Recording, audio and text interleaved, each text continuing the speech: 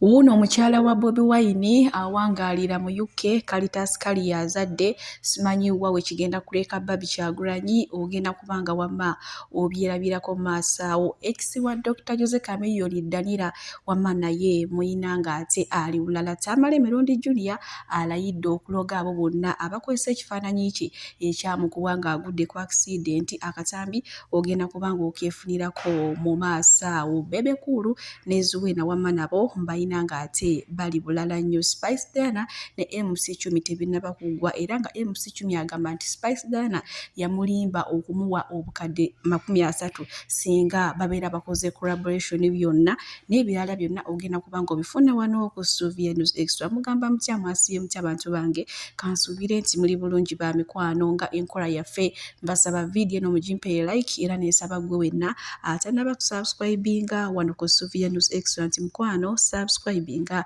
era onyigene mu notification bell olemesibwanga byonna byemba nteekayo wano ku Sylvia News Extra nenyongera okusabirako omwo mwenna abalwadde abakosefu tuyisaba ekisa kya Mukama ate kibatuukeko ba mikwano Sheikh Ashraf Dembe omusomi w'edduwa akola ku nsonga z'amaka oyagala kufuna butuuze bweru business nga tezitambula bulungi oli Uganda oba oli bweru naye nga gwe buli kyokwatako tekitambula mukubireko agenda kubanga ate akusomera edduwa era nga tulina ne bannaffe aba BF Suma nga nabo bajanjabisa eddagala lya butonde munnange siikurize nkutandise ne Bobi Wine munnange kigambibwa nti mukyala we jjajja Ichuli yasooka n'atuleetera n'emboozi nti munnange nno Bobi oyo omuwala gwe mulaba abeera naye UK munnange kantu ke kamere ke kakubbali eyo Caritas Kaliyo munnange ne tuyomba tekisoboka Bobi tasobola kuzzaako Babi biki munnange nno we bukeeredde olunaku olwaleero oba nakati we buzibidde ng'amawulire agaliwo kigamba nti mwana muwala ono yazadde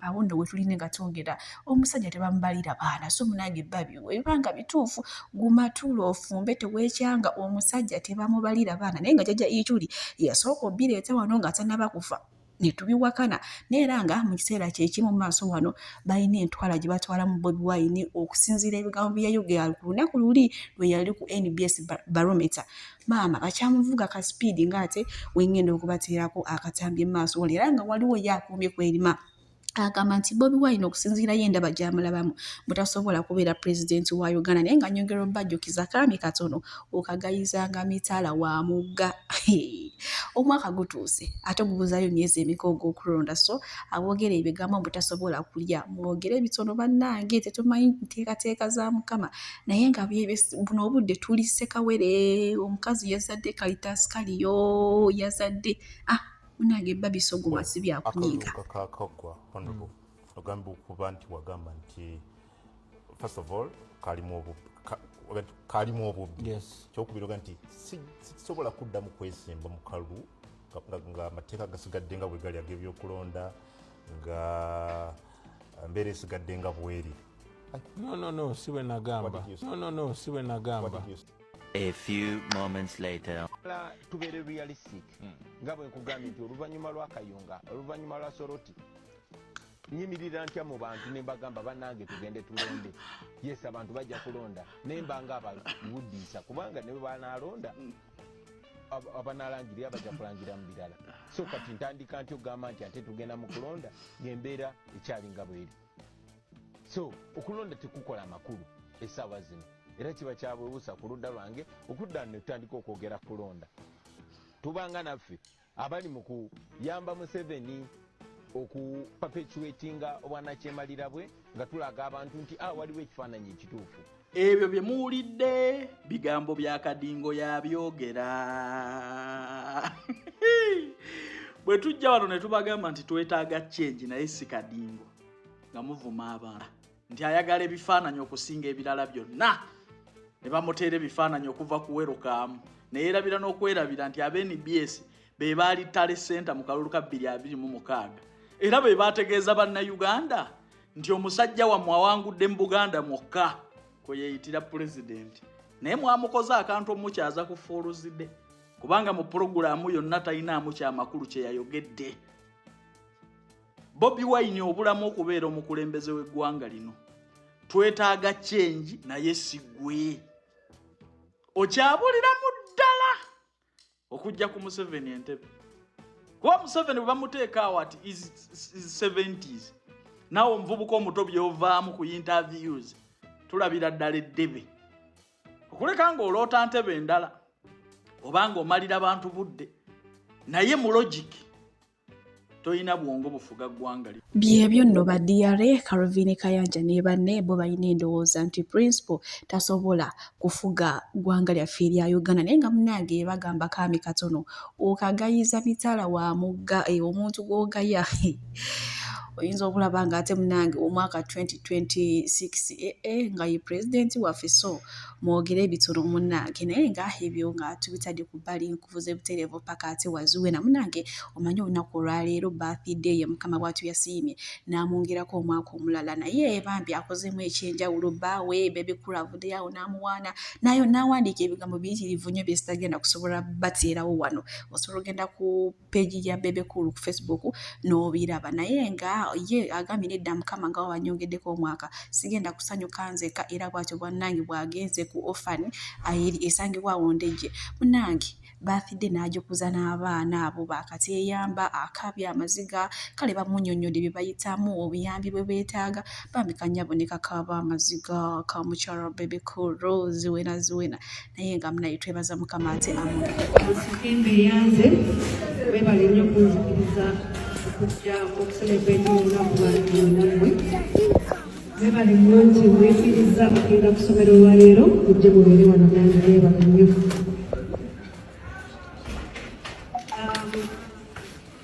ng'afange bwayogedde n'agamba nti nandibadde nsalawo genda abantu b'Amerika wamma ekibadde awo era bebe kula agambye ono omukyala wange waalibwa wendibwa kugamba ono ye mwagala tulinga malusu na dookooli omusajja awaanya omukazi ninga baba nageno lave yaddala ekyaliyo abantu bakaaba banaye bamenye omutima bakuze ki naye ye bebe kulu nezuwe na mukwano si bakwekyawa naye munagamba mbu it ended in tears bano bo muswadde munange weekuzaako eno ewa Daniela ex wa Dr. Jose Chameleone ono maama Abba Makasi omukyala buli lukyayongera kunyirira ayongera kutemagana ne banange obufumbo buno ono omukyala nga yali alabika bubi amazima gali nti ng'ali bufumbo nga yina bambi ali awo okugamba naye naye munange okuva weyava ewa Dr. Jose Chameleone oba abikola kumulumya oba abikola kumugamba nti laba we nali wo wali onfuulanga mbwa kati buno obudde ndabikako omukyala anyere essaawa zonna tugenda kufuna omusajja omulala ate mabega kaawo nabaleetera nga waliwo omuntu amutaddeko akaweta lwakuba teyamutulaga naye nga bwe tweyongerayo ewa Sister Junior munange ono n'atabukidde omusajja abadde azze ku live kati ng'ataddeko ekifaananyi kye kino kyennyini kyolaba kyeyafaanamu nga vampire munange no tatabuse era agambye nti gwe wenna akozesa ekifaananyi eki agenda kubaloga baanange mumwesonyiwa ebifaananyi bye wamma naye mbuna akabenje accident si yajje yagalira yalabirawo ngo wa boda amutumidde amugyemu amannyo atandise omufuula vampire kyokka omwana ono ekifaananyi kyange ng'amannyo gavuddemu kyeki anti yasikaali si yange Julia omukyala yange essimu yagitereka kati ko gwe profile pic kwoteekeko nze ng'amannyo gavuddemu luyali ngenda kuwa sikaali oyogere naye lwaki yakiteekako Junior amaze wiiki n'ava nga ndi gwe muvubuka gwe that should be the last time ng'okwata ebifaananyi nga amannyo ganvuddemu n'okwata ekifaananyi nga nina amalibu n'okifuula profile pic yo really you even have the guts to come here n'abannayuganda nga muli bazibu temukyaswala you have seen it ekifaananyi mukirabye nzenna amannyo gampanguse ntunula ng'enkima naye nali nfaanana bubi truth be told boda yankuba nali nfaanana bubi ate kati leero ekifaananyi bwe nkirabye you guys nali nfaanana bubi boda yo yankuba nnyo kandaba amannyo gavuddemu ninga vampire truth be told kyo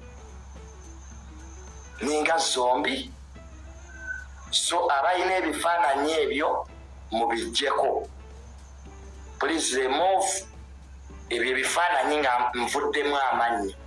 Nja balogera bwereere. I will be with you. I will be with Kyokka omwana ono banange Sister Julia so abaana bamuwadde erinnya lya Mali Butole naye nga munange abalaalise nti mwe mwenna abakozesa ekifaananyi ekyo ku DP. Abana bannange manyi bagamba gayitsa ku kibi ne gaseka naye nga ye maama omwana amanyo galina empawuka gye gavaamu ekirungi naye yeerabye nti afaanana bubi mbu yenna afaanana nga vampire. Si byange byebyo Sister Julia yabyeyogeredde so si byange mumanyi okunkomerera eyo mu comment section ate bannange mubirekere munkalakata nnyo nammwe mulimba naye nga bwe tweyongerayo ewa Zalida Boss Lady munnange mulina mu maaso awo kajoba kuno obubaka bayita okuyumba kw'abagagga obubaka bayita okubuwulira bannange mulina mu maaso wano ate ndowooza afunyemu obutakkaanya n'abaana tiifa noono bebi waffe yasinga okufaanana ennyo taata n'enzino ebintu byayomba mbu mwe bannange biki bannange akatambi kalina mu maaso wano sooka olabe ku nnyumba y'abagagga ate nkongereyo nze n'agaleero baddiya tukole ssente kubanga wokola ssente n'ennyumba etuuka nembalalayo bwe lungenda bakuba mugende mwemwemwe ennyumba yayo ku kyalo. Why do you take things so serious? I take things so serious. We never played outside at 8. Dude, 5 o'clock, my mom wanted me at the house. Go to past 8. You are asking me if you can be outside. Fine, 5 minutes. No. 2 minutes. Nilan, whose idea was it? Whose idea was it? It was mine. Where are you? Yeah. Go upstairs. Go watch some cartoons or something. I don't know. Bye. Bro, yeah, whatever.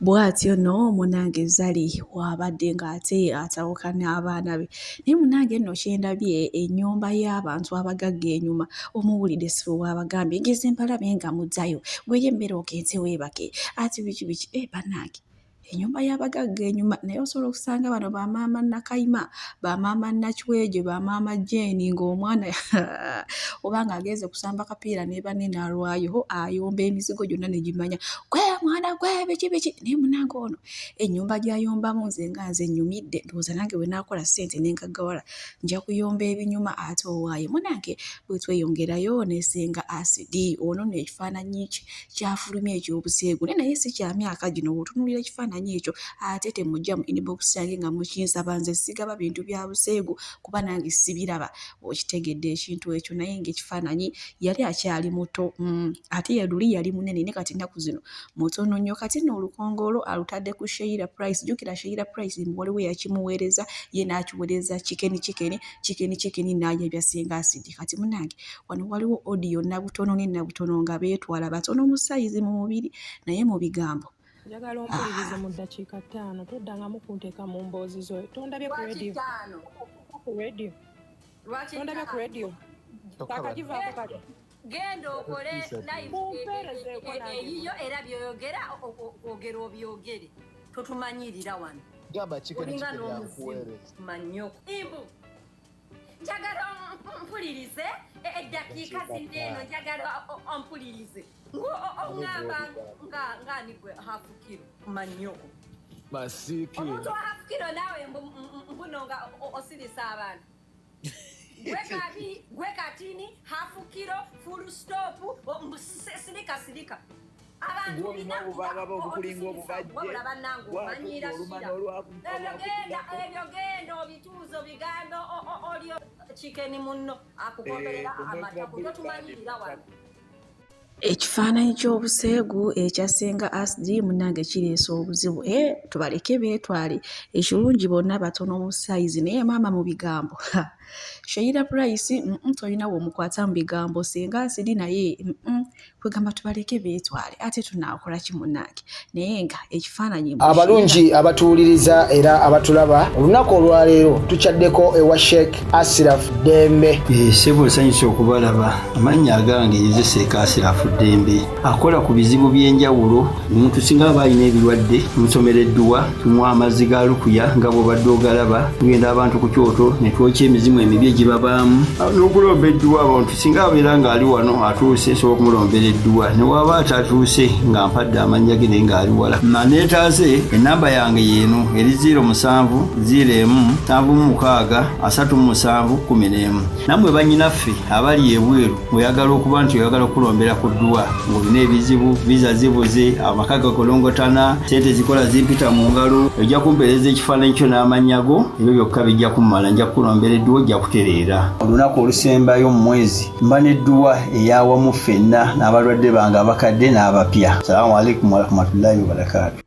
Maaso wano Mr. Ronnie ayina ate kyatugamba katono nnyo ngenda kuba mubateerako ate mmale nkwongereyo ne MC10 gatuuka ne Spice Diana nga nyongera obbajjukiza ennaku z'omwezi nga 24 omwezi guno gwennyini gwe tulimu ogwokuna abaana ba Maama Maria mujje tugende ekibeho amalama ga ssente emitwalo 35 era nga tugenda komawo ennaku z'omwezi nga 27 era omwezi guno gwennyini ogwokuna so jangu tugendeko musaale empanvu gwayagala okumanya ebisingawo jangu mu inbox yange naye nga ssente zo tewali kusalirako zeezo munnange luli gyali emitwalo 325 naye kati ebintu byakyukamuko badiya kale butereevu katulabe Mr. Ronnie ate tweyongereyo n'agaleero. Okwawa ekitiibwa kyetaagisa obuntu butini nenjagala kukuutira olwaleero ekisookera ddala bwe baba tebakuyise togenda. Omuntu aba akoze pate wadde omumanyi togenda. Tojjukiza abantu nti bannange atenze ebiki ne mutampita mbukogenda olw'okuba obamanyi ne muba musula mwenna oli n'akola ekintu n'atakunyega sigala ng'olinga ataategedde. Namba 2 bwe tebakugambye tobuuza. Kirungi nnyo obutabuuza bantu. Kirungi nnyo obutabeera involved mu biboozi by'otabaddemu abantu baleke bafe n'emboozi yaabwe. Wali bakoze ebintu byabwe ne bakukutanga tebakunyeze ne bibatuula mu busirika busirisi. Omuntu takutuuzanga mu misango kale laba wamma gundi yakoze bw'ati. Totuulanga mu misango gy'otabaddemu. Towolerezanga omuntu atakugamba mu ntandikwa. Oli waba yali agula poloti ye n'agigula mu nkukutu. Bwe bitabuko oba yagula ya mpewo tobeera involved kulwana ntalo. Ekirala abantu tebakulimbanga nti waliyo omuntu omubi gw'otakolaganangako naye teweetabanga mu ntalo eziwala n'omuntu kubanga oli agambye sayidi nti gundi yankola bw'ati. Yamukola bw'atyo naye ye takubulya kye yamukola. Abantu teryava mu bbanga n'awalana muntu 99% abantu betuwalana nabo baba batumanyi. Era naye ateekeddwa okuba alina kye yakola okuleka nga owulidde sayidi zombi. Omuntu takuleeteranga okuwalana omuntu kubanga ye yagambye nti oyo gundi muntu mubi. Mala kudiringako naye naawe abeere mubi gy'oli. Abantu abasinga batuufu nnyo mu kukyusa emboozi ne balaga nti sayidi emu yembi naye nga nabo si balungi. Ekirala bw'aba tebakuwadde tosaba. Yiga okuba omwavu omumativu. Oba olina katini katya bwe baba tebakuwadde tosaba. Abantu beerawo ng'omanyi. Beerawo ng'oli mumativu pa tebagigiza tebakuyise. Tebakuwadde gundi oli afunye ekirungi takuwadde tomusaba tosaba bantu. Omuntu asobola okuba nga taakuwe n'ate n'asigala nga akwogerera n'akasemberayo ddala. Bw'aba abantu tebajjukira birungi wabakolera tobajjukiza. Tojjukizanga muntu yenna nti munnange kale ate n'enkubeererawo nze tombeereddewo nedda. Awo akulaba woojja. Abantu abamu tebeetaga bajjukiza nti baali bakoledde ku birungi oba waliyo bibakoleddeko no. Mr. Ronnie bw'atyo munnanga ate bw'alabise so ayina amatu osobola okuwulira ate gw'atalina era teri wamma akuyinako buzibu naye ebyo nga tubitadde ku bbali nkuvuze butereevu paka wa MC10 ono nno addira eno ku bbali n'atokomoka ebigambo ebiyitirivu ennyo n'agamba nti abantu bazibu nnyo Spice Diana yakola bino bakola bonna oluyimba ne bateesa nti agenda kumuwa emiliyoni 30 naye mbu talina yadde ekikumi kye yamuwa kyokka twayogeddeko ko ne Spice Diana n'agamba nti ye yeewuunya abantu bino byonna ebigambo MC10 byayogerera mu kamera tamukubirangako simu yadde okumunyigako nti oba oluyimba neetaaga ssente bwezi. Agambye nti era bo munanga abantu ayongedde okubatya Spice Diana bw'atyo ate bw'atutegeezeza ku nsonga za MC10 kyokka ye MC10 nakati akyawera nkolokoota alaga nga Spice Diana bw'ali omubi ye MC10 era kabadde amanyi nti Spice Diana mukwano gwe osobola okunyumya n'omuntu naye ate nga si mukwano gwe. Shira, I'm not okay. What's wrong? Emmotoka yange Shira yingini yafudde tetambula sina wendaga wonna. Nga walabira. So Tuteko mugonde. How do they call it? Yeah. Garage. Netaga yingini empya. Bagenda okucharginga sente. Bangambye $1,000,000. Are you driving a Range Rover? Banna simanya kumanya makanika babbi. Bakubye nnyo. Bakubba. Even my BMW engine doesn't probably cost that if I'm buying it from Dubai. Bakubba.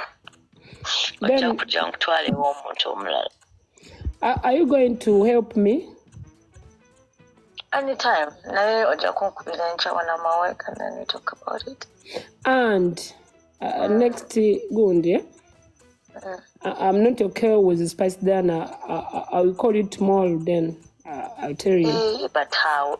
You guys did a song together. It was nice. Challenge in Ajikola. Yeah. Even space to give you a collab is good. What happened now? Yakugamba encha. No Spice now. You know I've known Spice for a long time. Very long, by the way. You know, Spice namugambye matuka yange yafudde.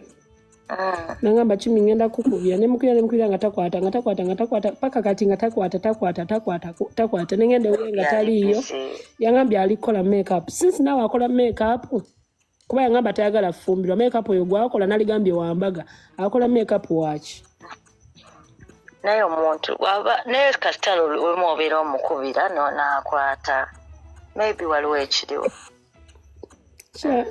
njakugamba enkya denti omanyi no industry waliwo abantu kale my advice to you nga gwe Spice si muntu mubi ate bambi waba mukwano gwo abeera mukwano gwo nze when I started a business years ago yansooka n'okunsupportinga bambi enviiri engoye nga ngulako even till now. So don't take it so personal today. Omuntu alina kukola bintu nga 50 or 20 then you say omuntu mubi oba yakoze ekintu okitegeera. Wow, yeah. Chovala bera nkugambye nja naye omuntu wakola ekintu kimu oba bintu bibiri oba takwase ate kati awo tasobola kukola ki kubeera mu just maybe onyiize naye era tekirina kunyiiza nnyo. That's my honest opinion. Okay. Nga mukwano go ba video yanyuma nakugamba ne collabo. Yeah. Era nagikola mu challenge. By the way ndowooza ndaba sikola nnyo bintu bya TikTok. Like njagala nnyo okubeera nga ndaba bulabi bantu bansanyusa. Naye bambya mwakola collabo. Ate by the way artists are not easy. You know you can be friends with an artist n'agaana okukola collabo. Now, ate ng'obadde obeera naye. Kituufu. Ate ebintu bya music nze nali nabikoowa era nabikoowa so ofunayo omuntu ng'akyalina ogwo omutima ajja kukubira maybe ajja kukubira enti.